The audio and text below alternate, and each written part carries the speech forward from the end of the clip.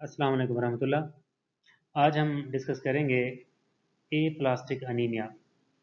ये खून की कमी की एक टाइप है जिसमें हमारे सारे ब्लड सेल्स कम हो जाते हैं। ये इसकी मेन बात याद रखनी है। मतलब वाइट ब्लड सेल भी कम हो जाते हैं, प्लेटलेट भी कम हो जाते हैं और रेड ब्लड सेल भी कम हो जाते हैं।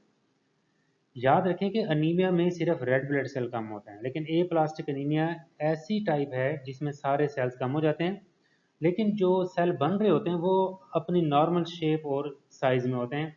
जबकि बहुत से अनीमिया जैसे हैं जिसमें या तो रेड ब्लड सेल का साइज़ छोटा हो जाता है या ज़्यादा बड़ा हो जाता है। तो आज हम इसके बारे में डिस्कस करते हैं। सबसे पहले हम डिस्कस करेंगे इसका introduction. This is an anaemia in which haematopoietic stem cells are suppressed. इसमें क्या होता है कि जो हेमाटोपोइटिक स्टेम सेल्स होते हैं वो सप्रेस हो जाते हैं और बोन मैरो फेल हो जाती है। इसकी वजह से जब बोन मैरो फेल होगी तो पैनसाइटोपिनिया, पैन मीन ऑल, जो हमारे ब्लड के सारे सेल्स हैं वो कम हो जाएंगे। Virtually marrow is divide of recognisable haematopoietic cell. हमें जब माइक्रोस्कोपी हम करेंगे इसकी बोन मैरो की, इसका सैंपल लेके, जो उसका एस्पिरेशन है या जो फ्री फाइन बिopसी करेंगे तो उसमें हमें हेमाटोपोइटिक सेल्स नहीं नजर आएंगे। It must be differentiated by pure red cell aplasia. इसको जो ए प्लास्टिक एनीमिया है उसको हम प्योर रेड सेल एप्लेजिया से डिफरेंशिएट करना चाहिए। उसमें क्या होता है कि only erythroid progenitor cells are missed. Pure red cell aplasia में क्या होगा कि जो हमारे रेड ब्लड सेल की सीरीज के जो हेमाटोपोइटिक स्टेम सेल्स हैं वो मिस होंगे, बाकी सारे के सारे वाइट ब्लड सेल के भी होंगे, माइलाइड सीरीज के, और मेगा कैरियोसाइट्स भी हमें मिलेंगे।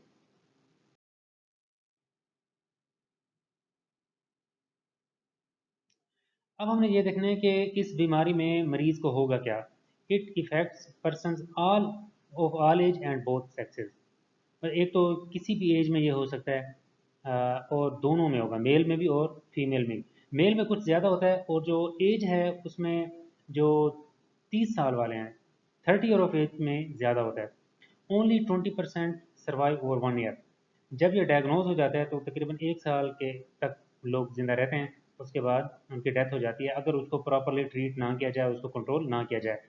It is slowly progressing anaemia, बहुत आराम आराम से डेवलप होता है। उससे होगा क्या, वीकनेस होगी, पेलर एयर स्किन हो जाएगी, डिस्निया होगा, सांस लेने में प्रॉब्लम होगी। अब क्योंकि वो सारे साइंस सिम्टम जो रेड ब्लड सेल की कमी की वजह से आते हैं वो तो सारे के सारे आएंगे। इसके अलावा वो भी साइंस सिम्टम डेवलप हो जाएंगे जो प्लेटलेट की कमी की वजह से होते हैं, या जो हमारे वाइट ब्लड सेल हैं उनकी कमी की वजह से होते हैं। अब जो थ्रोम्बोसाइटोपिनिया होगा, अगर प्लेटलेट कम होते हैं तो पेटिची बनेंगे, इकाइमोसिस होगी, हेमरेज होगी, मेनोरेजिया होगा, मतलब मुख्तलिफ ब्लीडिंग डिसऑर्डर्स होना शुरू हो जाएंगे क्योंकि प्लेटलेट का लेवल कम होगा। इस तरह जो लिकोपीनिया होगा, वाइट ब्लड सेल कम होंगे, उसमें न्यूट्रोपीनिया स्पेशली, उसकी वजह से इन्फेक्शन बहुत ज़्यादा होंगे। जब हमारा डिफेंस सिस्टम के सेल्स ही बहुत ज़्यादा कम होंगे तो उसकी वजह से हमारी बॉडी में इन्फेक्शन का चांस बढ़ जाएगा। अब जो डिफरेंट चीज़ें हैं इसमें, no lymph node, liver and splenomegaly. Lymph node की इलाजमेंट नहीं होगी, लीवर इलाज नहीं होगा, और स्प्लीनोमेगाली, स्प्लीन भी बड़ी नहीं होगी। ये वो चीज़ें हैं जो इसको डिफरेंशिएट करती हैं माइलोथिजिक एनीमिया से, ए ल्यूकेमिक ल्यूकीमिया से। ठीक है। ये हम इसको हम आगे चल के मज़ीद डिस्कस करते हैं। आगे हम इसके देखते हैं कि इसकी टाइप्स कितनी है। एक इसकी टाइप इंट्रिंसिक और इम्यून मीडिएटेड है, जिसमें क्या होता है, सेपरेशन ऑफ मैरो सेल्स। ये जो हमारे टी सेल्स मीडिएटेड हैं सेल्स, उसकी वजह से ऐसा होता है। दूसरा है intrinsic abnormality of stem cells, जो हमारे स्टेम सेल्स हैं उसके अंदर अगर इंट्रिंसिक प्रॉब्लम ऐसा आ जाए तो उसकी वजह से भी ये अनीमिया होता है। अब इसकी डिफरेंट बुक से मैंने ये डाटा लिया है। इसको डिफरेंट बेसिस पे क्लासीफाई करते हैं, aetiology of aplastic anaemia. एक तो सबसे ज़्यादा जो है वो इडियोपैथिक है, मतलब इसकी रीज़न कोई नोन नहीं है। उसमें से कुछ आयोनाइजिंग रेडिएशन की वजह से होता है, कुछ ड्रग्स की वजह से होता है, कीमोथेरेपेटिक एजेंट्स, क्लोरामफेनिकोल बहुत इंपॉर्टेंट एंटीबायोटिक, एंटी कन्वल्सेंट से, non steroidal anti inflammatory agents, NSAIDs जिनको कहते हैं, गोल्ड से। कुछ केमिकल्स हैं जिसकी वजह से ये होता है, बेंजीन है, कुछ वायरसेस हैं, हेपेटाइटिस सी है, हेपेटाइटिस बी, बी भी है, जो एप्स्टेन बार वायरस है, एचआईवी है, पारो वायरस है, और हेरिडिटरी भी होता है ये फेनकोनी एनीमिया जो है। इसको एक बुक में इस तरह क्लासीफाई किया गया है प्राइमरी और सेकेंडरी बेस पे। प्राइमरी बेसिस में कंजेनिटल है, मतलब हेरिडिटरी होगा, फेनकोनी और नॉन फेनकोनी टाइप्स हैं, और इडियोपैथिक एक्वायर्ड है। ठीक है। सेकेंडरी में आयोनाइजिंग रेडिएशन है, एक्सीडेंटल एक्सपोजर है, रेडियोथेरेपी है, रेडियोएक्टिव आइसोटोप्स हैं, न्यूक्लियर पावर स्टेशन हैं। केमिकल्स में बेंजीन है, ऑर्गेनोफॉस्फेट्स हैं, अदर ऑर्गेनिक सॉल्वेंट्स हैं, डीडीटी है एंड अदर पेस्टिसाइड्स हैं, ऑर्गेनोक्लोरीन है, रिक्रिएशनल ड्रग्स हैं। ड्रग्स में those that regularly cause marrow depression, उसमें बुसल्फेन है, मेल्फालेन है, ये सारे जो है ना मुख्तलिफ ये दिए हैं। दोज दैट ओकेजनली और रेयरली काज मैरो डिप्रेशन, उसमें क्लोरामफेनिकोल है, सल्फोनामाइड्स है, गोल्ड है, एंटी इन्फ्लेमेटरी है, एंटी थायराइड है, साइकोट्रोपिक हैं, एंटी कन्वल्सेंट हैं, एंटी डिप्रेसेंट। वायरसेस में non A, non B, non C in most cases, और Epstein Barr virus.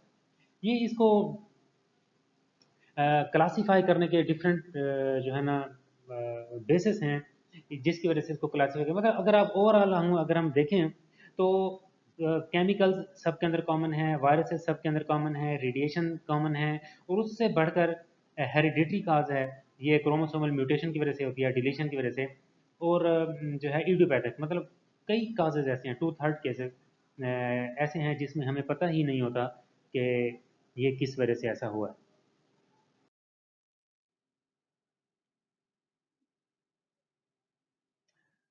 Lab findings, हम जब लैब में टेस्ट करते हैं तो हमें क्या क्या चीज़ें मिलेंगी?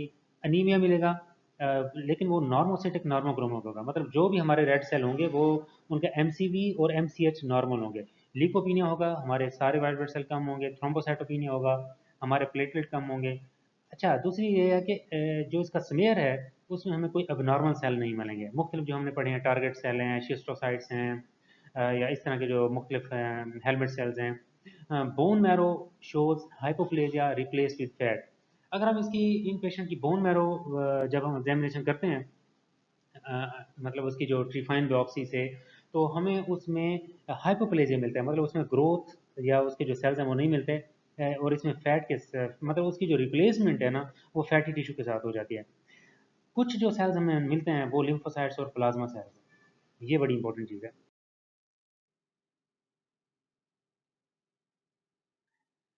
अगर हम देखें तो इसकी प्रोग्नोसिस के बारे में, अगर ये ट्रीटमेंट लेते हैं पेशेंट, तो प्रोग्नोसिस इज अनप्रिडिक्टेबल, उसके बारे में हम कुछ कह नहीं सकते। Withdrawal of drugs lead to remission sometimes. अगर हम किसी मतलब एप्लास्टिक एनीमिया के मरीज को ट्रीट कर रहे हैं और अगर हम ड्रग्स वो छुड़वा देते हैं उसको, तो एप्लास्टिक एनीमिया दोबारा हो जाता है। एक इंपॉर्टेंट चीज़ है, stem cell transplantation is curative in non transfuse patient younger than 40 years of age. ऐसे मरीज जिनकी एज 40 साल से कम है और उनको कोई ब्लड ट्रांसफ्यूजन नहीं लगी कभी, उनके अंदर अगर हम स्टेम सेल ट्रांसप्लांट करेंगे तो उनके अंदर ठीक होने का चांस ज़्यादा है। दूसरी बहुत इंपॉर्टेंट चीज़ है कि अगर ये मरीज़ मतलब चलते रहते हैं कुछ अर्सा, तो some patient diagnosed as aplastic anaemia develop paroxysmal nocturnal haemoglobinuria, PNH कहते हैं इसको। उनके यूरिन में जो है हीमोग्लोबिन आना शुरू हो जाती है। माइलो डिस्प्लेजिया एक डिजीज़ है, ये हो जाती है। और अक्यूट माइलैड ल्यूकीमिया, एएमएल इसको कहते हैं, ये वाइट ब्लड सेल का कैंसर है। इन कंडीशंस की तरफ बंदा जा सकता है। तो ये बहुत ही अलार्मिंग टाइप की कंडीशंस हैं अगर ए प्लास्टिक अनीमिया को प्रॉपरली हम रेगुलेट नहीं करते।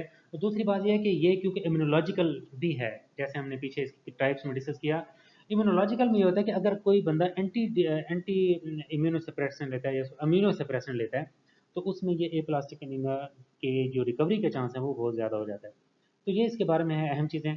सिंपल बात याद रखें, ए प्लास्टिक एनीमिया है क्या, इसके टाइप्स क्या हैं, उसके क्लिनिकल फीचर्स क्या हैं, और उसकी लैब डायग्नोसिस क्या है। ठीक हो गया। और बहुत इंपॉर्टेंट कि इसके बाद ये आगे कौन सी कॉम्प्लिकेशन में डेवलप हो सकता है। Thank you so much. अल्लाह हाफिज़।